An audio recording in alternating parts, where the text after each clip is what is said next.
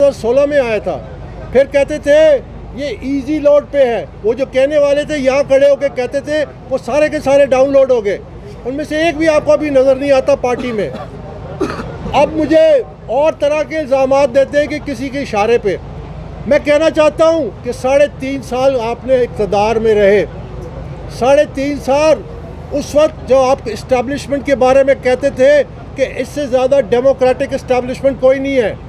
आपने खुद कहा कि हमारी हुकूमत के बड़े बड़े फ़ैसले वो करते थे। आपने खुद कहा कि हमें बिल असेंबली में पास करना होता था तो वो करवा के देते थे।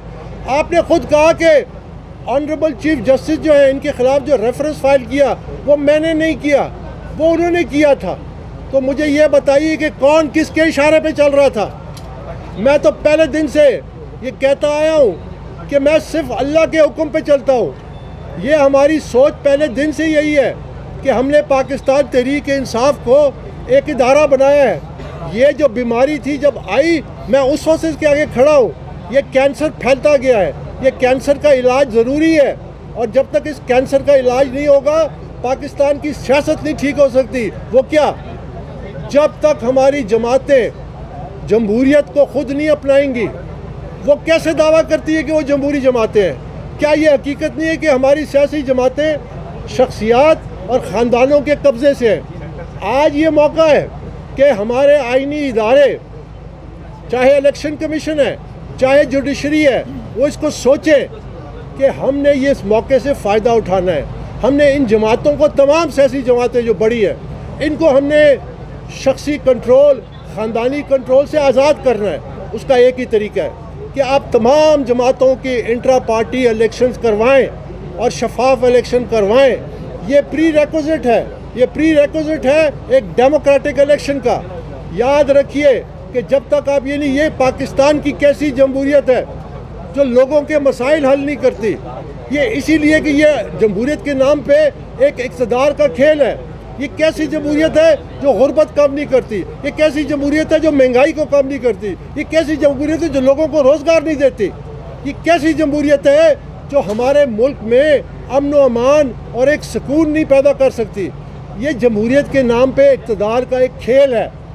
मुझे ये बताइए, आज आपके सामने जो लीडर्स हैं वो क्या मुतालबा करते हैं? एक कहता है मुझे पहली दफ़ा वज़ीर-ए-आज़म बनाओ, एक कहता है मुझे दूसरी दफ़ा वज़ीर-ए-आज़म बनाओ, एक कहता है मुझे चौथी दफ़ा वज़ीर-ए-आज़म बनाओ।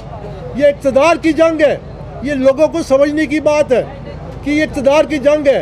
ये मिसालें देते हैं कि वोट बैंक जो है ये इन लीडर्स का है, इसलिए लोग मजबूर हैं। ये बात नहीं है। वोट बैंक को आज़ाद करना है, वोट बैंक को लोगों के हवाले करना है। नेल्सन मंडेला की ये मिसाल देते हैं। 27 साल जेल के बाद 4 साल उसको लगे, एक जमहूरी अमल का वो हिस्सा बना, सदर इलेक्ट हुआ, ANC का चेयरमैन इलेक्ट हुआ। एक टर्म के बाद उसने खुद इस्तीफ़ा दिया। उसने कहा कि मैं अब दोबारा सदर भी नहीं बनूंगा, ANC का चेयरमैन भी नहीं बनूंगा। क्यों? क्योंकि वो लीडर था। लीडर का काम होता है, उसने अपना वोट बैंक अपने पार्टी को दिया। उसने अपनी सारा जो उसकी जो पॉलिटिकल कैपिटल था वो उसने अपनी जमात और अपनी लीडरशिप को दिया, जिससे और लीडर उभरे। लीडरशिप का काम ये नहीं होता कि सिर्फ अपनी शोहरत की फ़िक्र करे। अपने शोहरत की वजह से कहते हैं कि मूरसी सियासत नहीं है PTI में। मुझे ये बताइए कि मूरसी सियासत बुरी है या बादशाहत बुरी है, जहाँ पे एक फाउंडिंग चेयरमैन एक और चेयरमैन को नॉमिनेट करता है जिसका PTI से कोई ताल्लुक़ नहीं है, PTI से उसका दूर दूर तक ताल्लुक़ नहीं है। आज ये कहते हैं कि PTI पे मुश्किल वक्त है। आप क्यों ये जो कानूनी कार्रवाई है आप क्यों कर रहे हैं? मैं उनको ये कहना चाहता हूँ कि याद रखिए, पाकिस्तान में तो कवानीन नाफिज नहीं होते। पाकिस्तान में ये कवानीन नाफिज करने की ये तारीख़ है कि पिछले 7 सालों में बलवे हुए, हमले हुए, पुलिस की पे हमले हुए, जुडिशल कॉम्प्लेक्स पे हमला हुआ, सुप्रीम कोर्ट पे, पार्लियामेंट पे, एक शख्स को अभी तक सज़ा नहीं दी गई। याद रखिए कि यहाँ पे अल्लाह का भी कोई कानून है और आखिर में अल्लाह का कानून नाफिज होता है। तो आज जो लोग कह रहे हैं कि PTI तकलीफ़ में है, उनसे ये पूछें वो कौन थे जो कहते थे कि मैं रुलाऊंगा? वो कौन थे जो बार बार कहते थे मैं रुलाऊंगा? वो कौन थे जिन्होंने अपने मुखालफिन पे जुल्म किए? वो कौन थे जिन्होंने मेरे साथ जो सलूक किया, जिस पे मैं ज़्यादा नहीं जाता?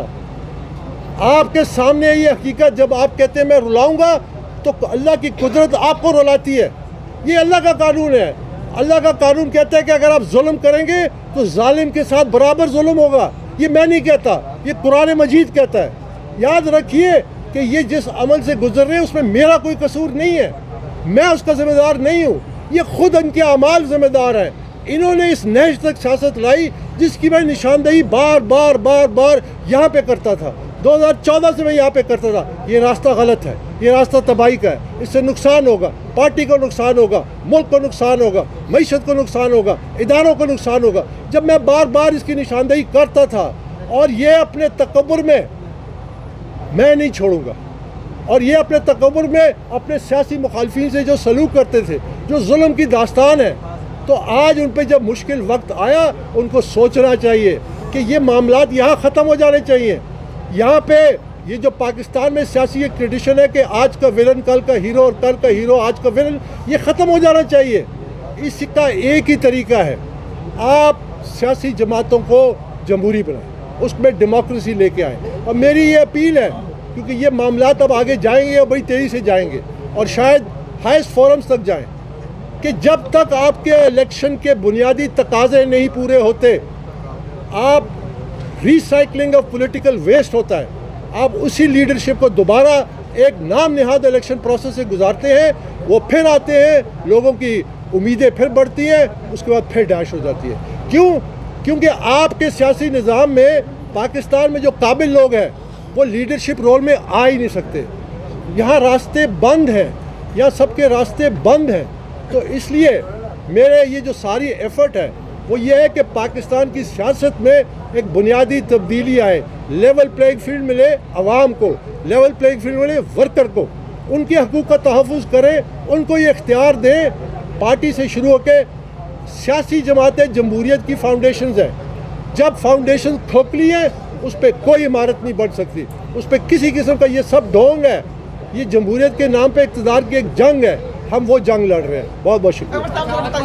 हमने देखा कि बाहर जो है पाकिस्तान उसके बाद फिर वो इलेक्शन हो, आप अपनी इस प्रेस कॉन्फ्रेंस में ये कहना चाह रहे हैं कि इलेक्शन अब इंतखाबात बाद में हों, पहले सियासी जमातों के अंदर इस्लाहात की जाएँ, उनके दोबारा इंट्रा पार्टी इंतखाबात किए जाएँ, वर्कर को उस पर यकीनी शमूलियत के लिए यकीनी बनाया जाए। देखिए, मैं ये समझता हूँ कि इंट्रा पार्टी इलेक्शंस पे उसको वही अहमियत देनी चाहिए, बल्कि उससे ज़्यादा जो कौमी इलेक्शन होते हैं, क्योंकि कौमी इलेक्शन की बुनियाद शफाफियत की, लीडरशिप की इंट्रा पार्टी इलेक्शन है।